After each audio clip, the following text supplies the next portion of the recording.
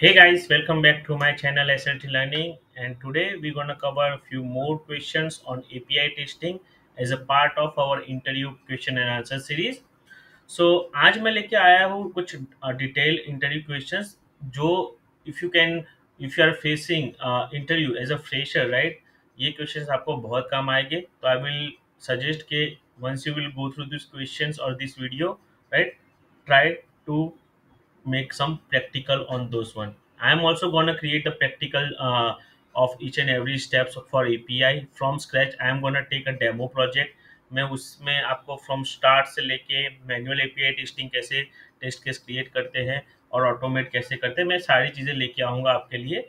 But if you have any questions on your learning, you can always post your questions to me. I will definitely try to help you out as soon as possible. Okay, so let's start with today's agenda of today's questions. Okay, so these are the list of questions that we're going to cover today. What are the limits of API uses, right? When you use any API like third party API, or you want to give your customer your API, right, then how the uses of API and how you should limit them. Okay, what are the principle of API design, right? When you are designing the API test case, what are the key points you need to keep in mind? What are the common challenges people face when they are doing the API testing, right? What are the common errors that you will oftenly face when you do the API testing? What are the components, like I will just say core component for HTTP request, because in API HTTP request is mandatory. So it is very much important to understand what is HTTP request and what are the core component of the that HTTP request. Then we will see how you should verify the different parameters in API testing.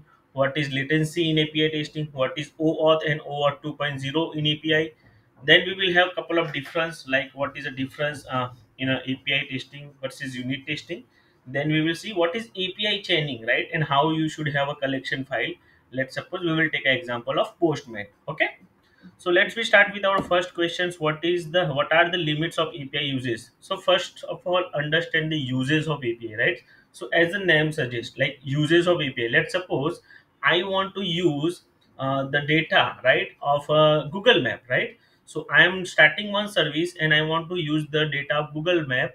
And initially, right, my budget is bit low, so I want to only access the data for specific one city. Let's suppose I want to access the data from Bangalore city. Okay, then once it is passed in Bangalore, my application is working successful, I'm getting good revenue, then I can increase the budget and buy more data for the API from the Google. Okay, so this is how you have to define the uses of your API, right? How frequently you need that data, how long you need that data, and what kind of data you need, right? You need a data for the, like the, I would just say, let's suppose if I'm accessing the customer table or the city table, right? What information I need? Do I need the list of restaurant? Yes. Do I need the list of ATM machines or ATM? I would just say is the bank offices in that city. Yes. So this kind of list I require. So based on that you define your uses, right, on monthly basis or yearly basis, and based on that you do the subscription for the Google Map API. Okay, so this will help the customer to define the budget. Understood guys? I know कि भाई मेरे पास अभी 10,000 रुपये है, मुझे monthly 10,000 की API calls Google से purchase करनी है। तो मेरा मेन रेस्टोरेंट है जो फूड बिजनेस का है, तो मैं गूगल से लूंगा कि भाई लिस्ट ऑफ रेस्टोरेंट के जो एड्रेस है वो मुझे दे दो, right, and I will use for 6 month, right. After 6 month I may be increase और डिक्रीज द यूजेस, बट ये मेरा 6 मंथ का मुझे पैकेज दे दो, दिस इज माई बजट। अभी आफ्टर 6 मंथ मुझे लगा नहीं this is working fine, now I can target the other area as well, right. I want a list of bank, list of IT companies, locations and all those things. तो मैं उस हिसाब से मेरा uses बढ़ाऊंगा और मेरा बजट भी बढ़ाऊंगा। ओके, तो this is the one of the things that normally people ask what is the limit और what is the API uses. तो यूजेस डिफाइन होता है कि based on the requirement you have for that API. Okay, like कभी कभी ऐसा भी एक एग्जांपल आप दे सकते हो कि भाई 10 क्वेरी पर second, right, I can hit a 20 query पर सेकंड ऑन योर एपीआई। तो उस हिसाब से वो लोग बजट प्लान करते हैं, राइट। मेनली ये लिमिट इसलिए डिफाइन करते हैं बिकॉज कि जो एपीआई वो लोग प्रोवाइड कर रहे हैं वो डाउन ना हो जाए, राइट, एपीआई स्मूथली चलती रहे फॉर मल्टीपल कस्टमर। तो that is the reason they have this usage limit for the customer on time base. Okay, otherwise क्या होगा कि भाई सारे कस्टमर बोलेंगे हमको ये एपीआई ये टाइम पे चाहिए, और हम लोग तो कंटिन्यूअसली हिट करेंगे उस एपीआई को डेटा फेच करने के लिए, तो वो जब डाउन जाएगी तो सबके लिए डाउन जाएगी, राइट? तो that will be the one of the I will just say risk that they need to recover from this particular concept. Okay, इसके लिए हम लोग क्या करते हैं, एपीआई यूजेस के लिए लिमिट के लिए हम लोग H and every customer they give the API की। अगर आप गूगल में भी देखोगे, if you have done that practical, मैं आपको करके दिखाऊंगा। अगर आप गूगल में भी free of developer API create करना चाहोगे तो आपको यूनिक एपीआई आपके गूगल अकाउंट पे मिल जाएगी। तो based on that they will define the limit, daily read request कितनी देनी है, डेली राइट रिक्वेस्ट कितनी देनी है। तो उस हिसाब से जो भी एपीआई प्रोवाइडर होता है वो उसकी लिमिट सेट करके कस्टमर को देता है। ओके, एंड कस्टमर को वो यूज होता है क्योंकि उसके बेस पे वो लोग बजट डिफाइन करते हैं। Okay, so if they will ask you what is the limits of API or what is the API uses, explain like this way. This will really help you. Try to put this example in front of the interviewer. That will make more sense. Like 10 queries per second or 100 queries per second. This is how they normally put the API uses. Okay. Then we will have the what are the different principles where we have when we start the API designing. Okay, अगर मान लो आपको API project assign किया and you have to start from scratch, or you have to think about how I should start the API test cases designing. Okay, तो उसके लिए पहले ये चीज हमेशा आती है, requirement analysis means understand the API, what is the purpose of that API, who gonna use that API, where it gonna affect, right, and how exactly the API gonna work. So once you will have that clear concept of API purpose, आपको पता चल गया कि भाई ये API होती है banking data fetch करने के लिए, या रेस्टोरेंट का डेटा फैच करने के लिए, या फूड डेटा फैच करने के लिए, उसके बाद उसको कौन यूज करेगा और कहाँ यूज करेगा, ये इतना थोड़ा क्वेश्चन, सेल्फ क्वेश्चन पूछो to understand the requirement in detail. Then collect and prepare the input data, right? API में कौन से पैरामीटर्स डालोगे, आपका जो हेडर और पेलोड है, जो हमने लास्ट सेशन में देखा था, what is API header, what is API payload, API parameters कैसे पास करते हैं। तो based on that parameter set करो कि भाई मुझे इसमें सिटी नेम पास करना है, एरिया नेम या जिप कोड पास करना है, तो ये मेरे पैरामीटर में पास करूंगा। इनपुट सीट बनाओ एक पूरी आपकी एपीआई के लिए। Then specify based on the input data what could be the expected outcome, right? और आउटकम हम लोग एपीआई में कैसे नॉर्मली वैलिडेट करते हैं, response code, you know the different API HTTP response code, right? In the last video we have seen the different HTTP response code. तो उसके base पे आप लोग उस पर फोकस करो। ओके, और ये एक बार आपके पास इनपुट डेटा सेट और आउटपुट रिस्पॉन्स कोड का लिस्ट आ गया, then it will be make more sense to you. Okay, उसके बाद क्या करो कि एपीआई को इनिशियल बेसिस पे एंड टू एंड टेस्टिंग पे मत फोकस करो।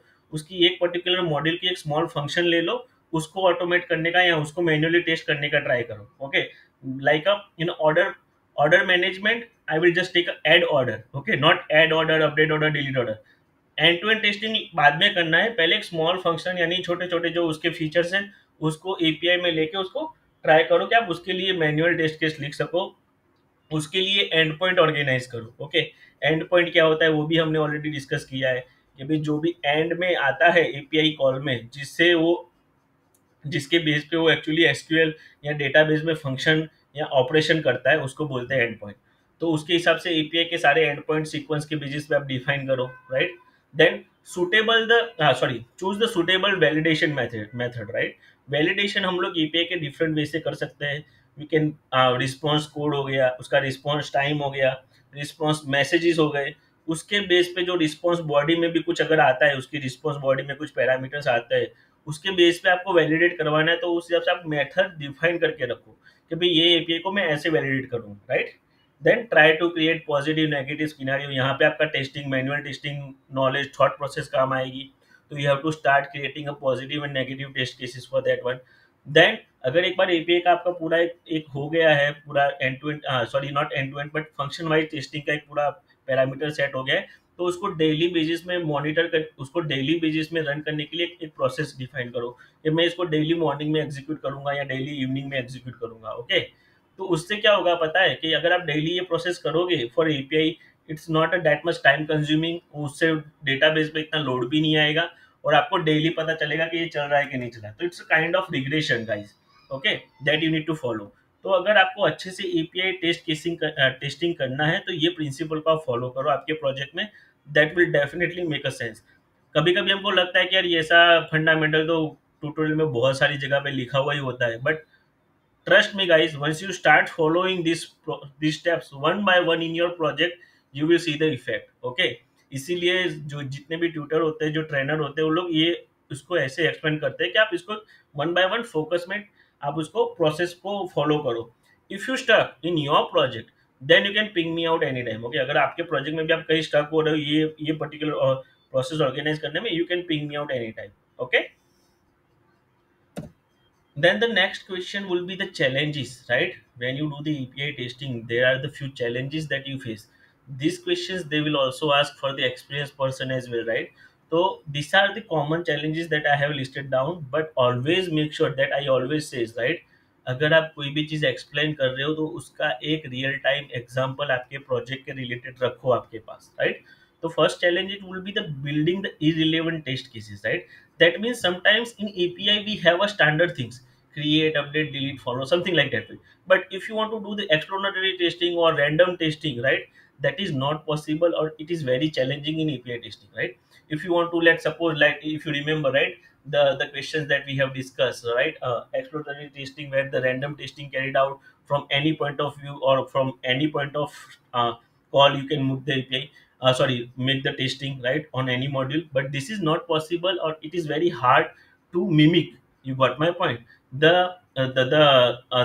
scenario which is not exactly followed by the end user, तो जो बोलते हैं ना out of the box scenario, हम यहाँ पे नहीं डाल सकते एपीआई टेस्टिंग में, बिकॉज इट्स स्ट्रेट फॉरवर्ड होता है, ये होने के बाद ये करना है, ये होने के बाद ये करना है. ओके.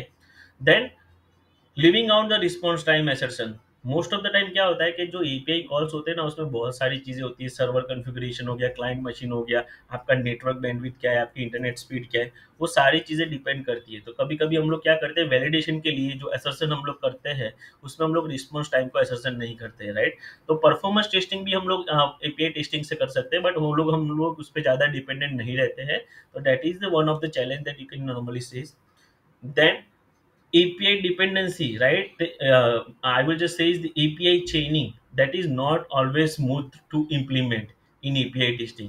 एक के बाद एक और उसके बाद फर्स्ट वाला, ऐसे अगर हमको एक चेन बनाना है पूरा API का, sometimes it is bit hard to pass the response and in a next request and all those things. Okay.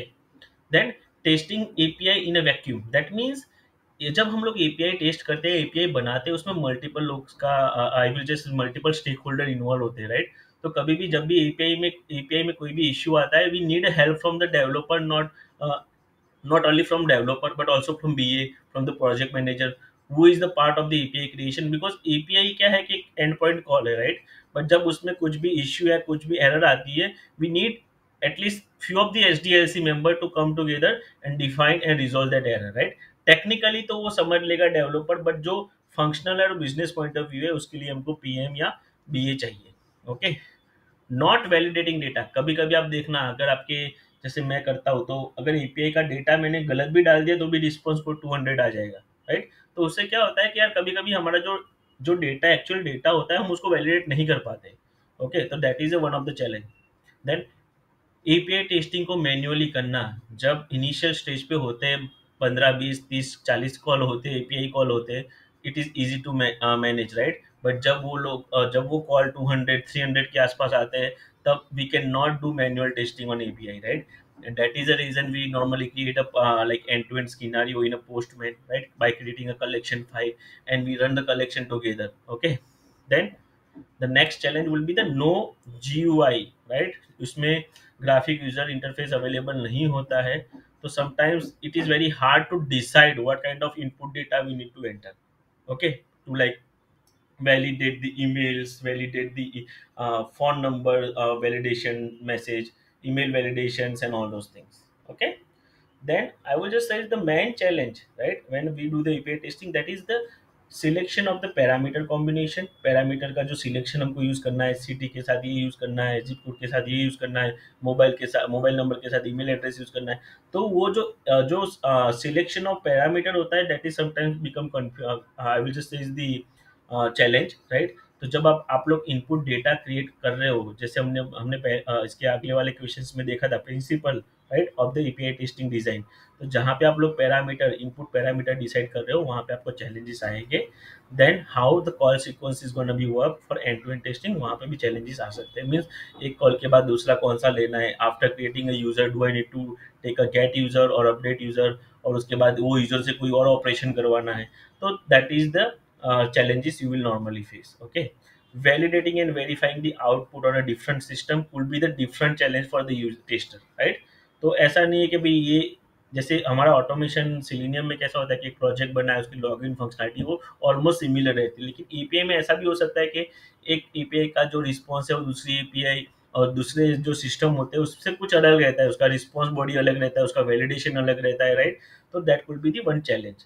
Exceptional handling on a function it need to be tested, right? तो exceptional handling यहाँ पे API में बहुत difficult है to manage. Another challenge will be the tester. Most of the time API testing carried out by the tester, तो tester को भी coding knowledge चाहिए थोड़ा सा, बिकॉज आप जब लोग आप ये वैलिडेशन आप लोग डालते हो, राइट? जैसे मेरा ये एपीआई है, तो यहाँ पे आप टेस्ट में जब ये वैलिडेशन डालते हो, आपको थोड़ा थोड़ा, नॉट इन एडवांस बट आपको थोड़ा उसका बोलते कोडिंग फंक्शन पता होना चाहिए कि भाई ये स्निपेट आप यूज कर सकते हो, बट फिर भी आपको ये थोड़ी बेसिक कोडिंग नॉलेज चाहिए। अगर आपको एडवांस लेवल में बॉडी में भी आपको कुछ एडवांस लेवल में डालना है, तो आपको थोड़ा थोड़ा उसका जावास्क्रिप्ट में अगर डालना है तो उसका कोडिंग नॉलेज आपको चाहिए, राइट?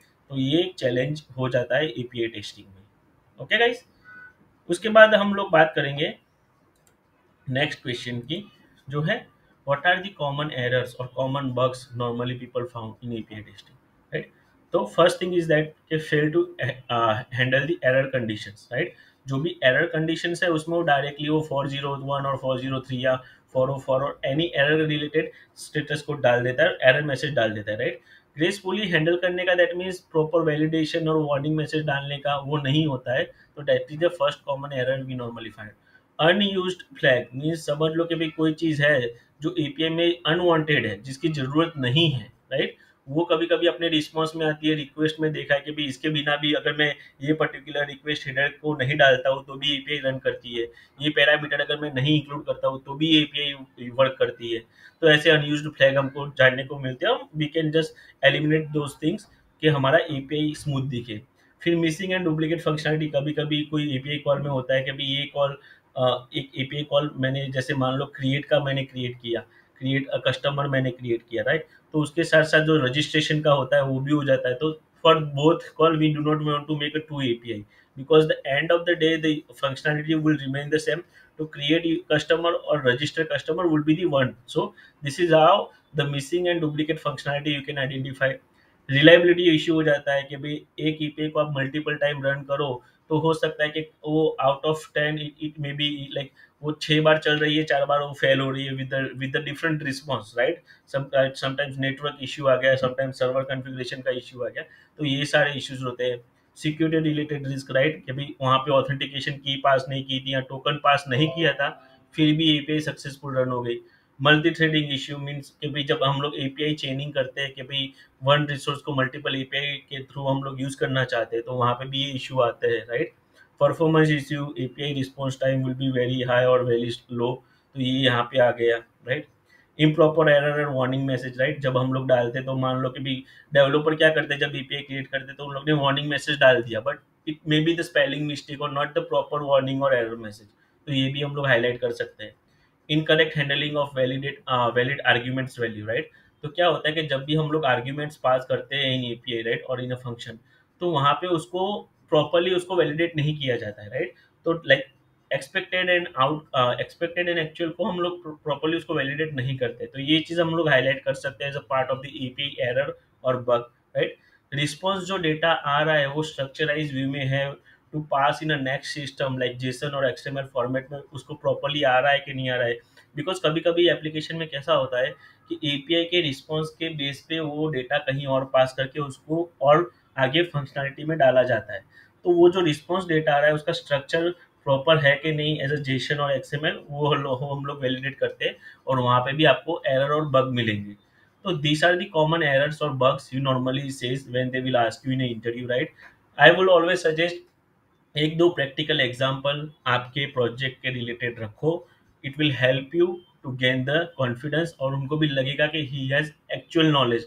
बिकॉज ये सारे थिंग्स तो आपको गूगल में बहुत सारी जगह मिल जाएंगी, लेकिन जो प्रैक्टिकल एक आप कनेक्ट करोगे, अगर आप नहीं कर पा रहे हो connect, put a comment, drop me a message, give me your project detail, I will give you some examples to speak in interview. Okay, but always keep some example with you guys. So next question will be, what are the core component of HTTP request? तो पहला तो आ गया अपना method, you know the different API method, right, get, put, post, delete and all those things.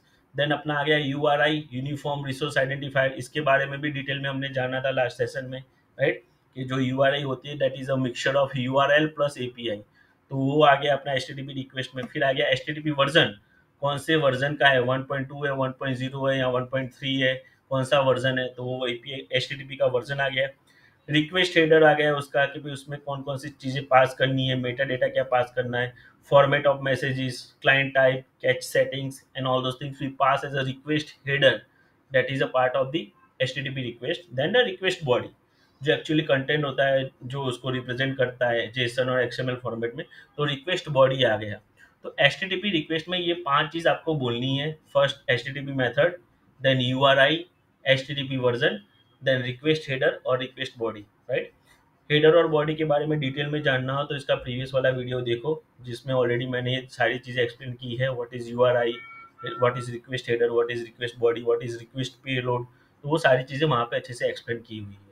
Okay guys, the next question is what need to be verified. API testing में हम लोग क्या वेरीफाइड करते हैं? तो first the accuracy of data, right, incorrect data pass करके भी देखते हैं कि भी वो क्या हो रहा है, करेक्ट डेटा पास करके भी देखते हैं कि भी उसकी एक्यूरेसी कितनी है। एपीआई एंड पॉइंट हम लोग वैलिडेट करते हैं, वेरीफाई करते हैं। रिस्पॉन्स कोड हो गया, राइट, जो भी रिस्पॉन्स आता है 200 300 जो भी रिस्पॉन्स कोड आता है हम उसको वेरीफाइड करते हैं। रिस्पॉन्स बॉडी, जो रिस्पॉन्स हमने डाला उसमें बॉडी में क्या क्या पैरामीटर्स आ रहे हैं, तो रिस्पॉन्स बॉडी में हम लोग मैसेज को डिवाइड कर सकते हैं। उसके अलावा कुछ और डेटा पास होता है तो वो लोग हम उसको डिवाइड कर सकते हैं। तो रिस्पॉन्स बॉडी को हम लोग वेरीफाई करते हैं, रिस्पॉन्स टाइम को हम लोग वेरीफाई करते हैं, right. Then we have different error codes, right, in a response body itself. Error codes means like it is not about HTTP response code. It could be something that the developer has put for their troubleshooting or for their debugging, right? तो वो kind of error codes भी हम लोग वहाँ पे डाल सकते हैं, हम उसको वेरीफाई कर सकते हैं। ऑथराइजेशन मेथड हो गया, जैसे ओ ऑथ हो गया, ओ ऑथ 2 है, तो उसके बेस पे हम लोग ऑथराइजेशन उसको वेरीफाइड कर सकते हैं। एरर कोड में आपको एक एग्जांपल दूं, जैसे 200 हो गया या 400 हो गया, तो वो तो हमको पता है HTTP response code.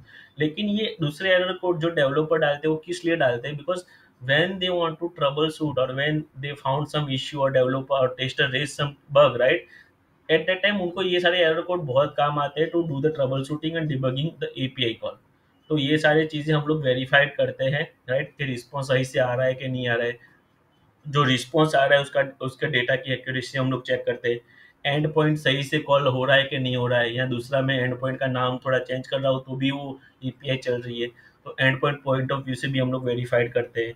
And point view, API end point mostly use होता है कि भाई उसका सिक्योरिटी पॉइंट ऑफ व्यू भी बहुत बहुत बड़ा कंसर्न रहता है, राइट। क्योंकि मान लो कि भी एक कॉल है जहाँ पे http wxyz.com/ क्रिएट कस्टमर था, लेकिन वहाँ पे क्रिएट कस्टमर डेमो करके भी हमने ट्राई किया तो भी वर्क कर रहा है, राइट। तो कभी कभी जो प्रीफिक्स और सफिक्स का फंडा रहता है वहाँ पे भी हम लोग एंड पॉइंट को वैलिडेट कर सकते हैं। Okay, so this are the few things that you normally verified in API testing.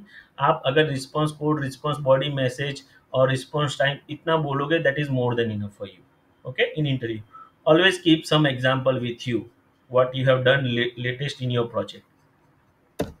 उसके बाद आ गया what is the API latency, right. जो latency means the name suggest, right, कि भाई difference between the response time, right, when you put the request and when you get the response, तो उसको बोलते हैं एपीआई लेटेंसी। अब latency जितनी high होगी कस्टमर सेटिस्फेक्शन उतना लो जाएगा, राइट।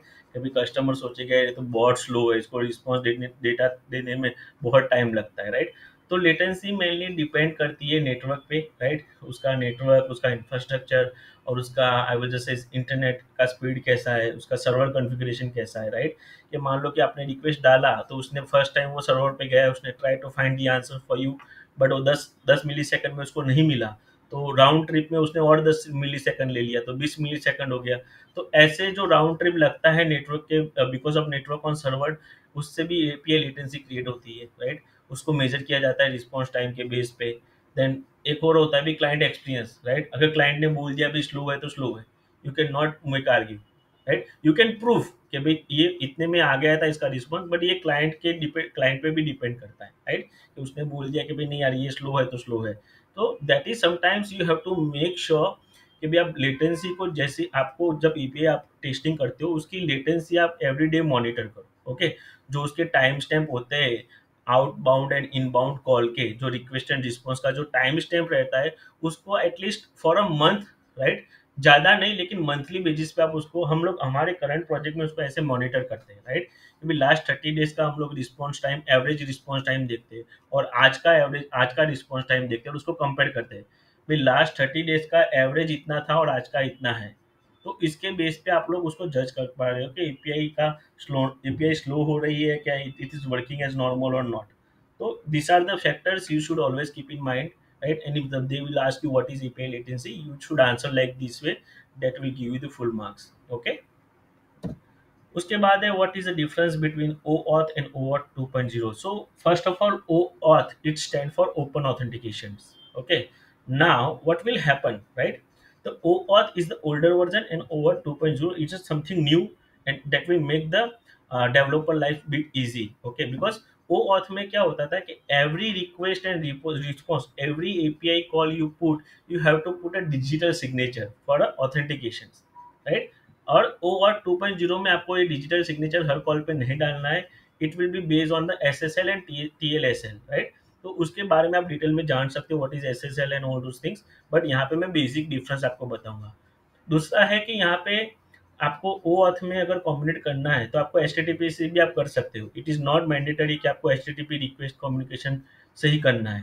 ओ और 2.0 में आपको सिक्योर एचटीटीपीएस से ही कम्युनिकेट करना है, ओके। बट यहाँ पे एवरी रिक्वेस्ट में, ओ ऑथ में एवरी रिक्वेस्ट में आपको डिजिटल सिग्नेचर भेजना है, and that will make it more secure than OAuth 2.0। Because वहाँ पे एक बार आपका एसएसएल या कोई भी आपका ट्रांसफर लेयर ब्रेक हो गया तो it can be easily break, right. अगर आप टोकन पास किया और किसी को टोकन पता चल गया तो it will be easily crack your API. तो इसकी वजह से auth 2.0 is less secure than OAuth, okay. OAuth mainly set secret key से चलता है, व्हेन OAuth 2.0 उसमें सीक्रेट की होता है, बेरियर टोकन होता है, यूजर टोकन होता है, तो सारे टोकन्स के बेस पे वो चलता है, okay. So these are the basic difference, you can make them understand, right. Tokens वाला टॉपिक बोलोगे कि भाई सीक्रेट की से चलता है, टोकन्स, बेरियर टोकन्स और सीक्रेट की दोनों से चलता है, that will make more sense. दूसरा कि ये डिजिटल सिग्नेचर वाला का टॉपिक बोल देना, 2 lines from this 5 it's more than enough, okay. Then we will have a next question will be like what is API testing and what is unit testing, or what is the difference between them. We all know what is unit testing, right? But जब API testing के बारे में वो लोग पूछेंगे, they wants to know कि you know the difference or not, right? So very basic difference है guys, easy to remember. API testing में हम लोग इनपुट डेटा पास करते हैं, आउटपुट देखते हैं, ब्लैक बॉक्स टेस्टिंग हो गया। यूनिट टेस्टिंग डेवलपर करता है, कोड वाइज टेस्टिंग करता है, तो व्हाइट बॉक्स टेस्टिंग हो गया। इन एपीआई टेस्टिंग में जो हम लोग टेस्ट करते हैं उसमें wide wide scope of testing होता है, बिकॉज उसमें इजी टू टेस्ट होता है। हमको एपीआई कॉल को हम लोग एक कॉल से दूसरे कॉल पे जा सकते हैं, तो उसके लिए उसका जो टेस्टिंग का स्कोप है, कवरेज है, वो बढ़ जाता है।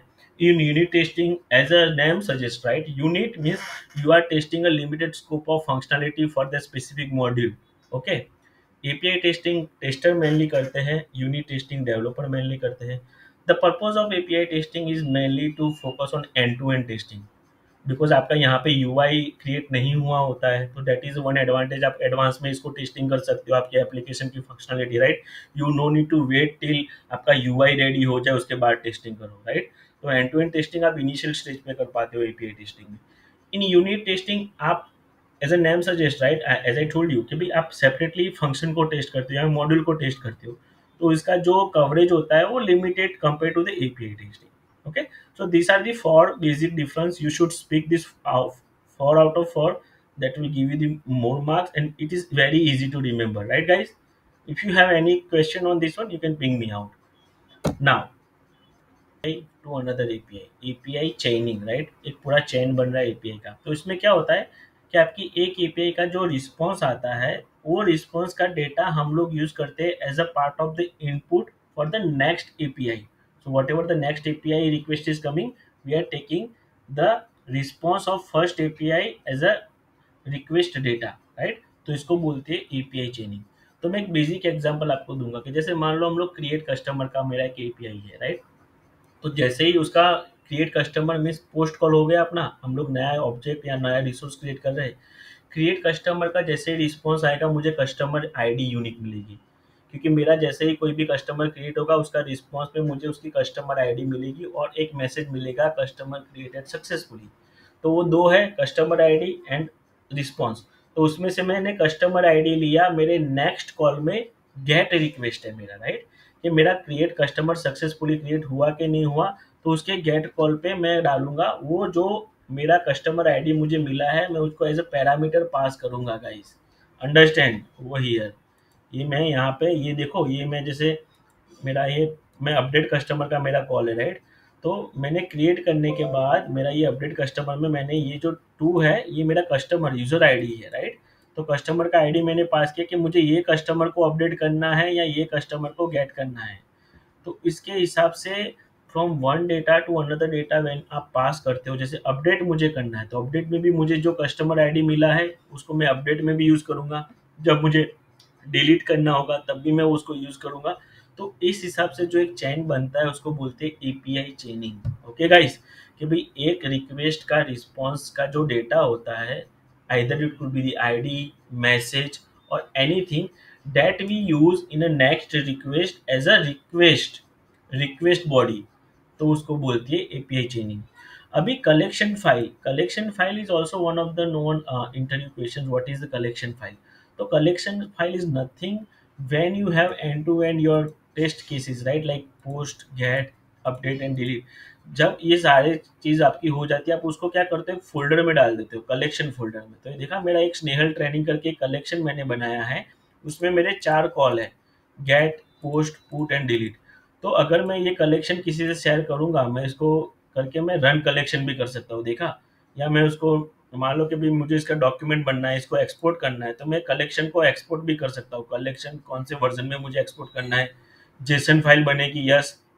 तो ये हो गया अपना कलेक्शन, राइट। तो collection is nothing, it's a set of different API calls to achieve end to end testing. और वो सारी चीज़ों को हम एक फोल्डर में रखते हैं, that is a collection. Okay, collection file. और कलेक्शन फाइल मेनली यूज होता है कि हम लोग जैसे बोलते हैं ना, डेली बेसिस पे हमको एपीआई टेस्ट कॉल रन करने हैं, तो हम लोग डेली बेसिस में 4 एपीआई कॉल रन नहीं करेंगे, हम सिर्फ एक कलेक्शन फाइल को रन करेंगे और उससे हमको 4 का रिजल्ट मिल जाएगा, राइट। तो this is the use of collection file guys. In API चेनिंग जब हम लोग बात करते हैं तब कलेक्शन फाइल के बारे में बिल्कुल बात होगी। तो always make sure what is collection file, it's nothing, it's just a folder which contain all the API calls which achieve the end-to-end testing. Okay, that will give you the more sense over here.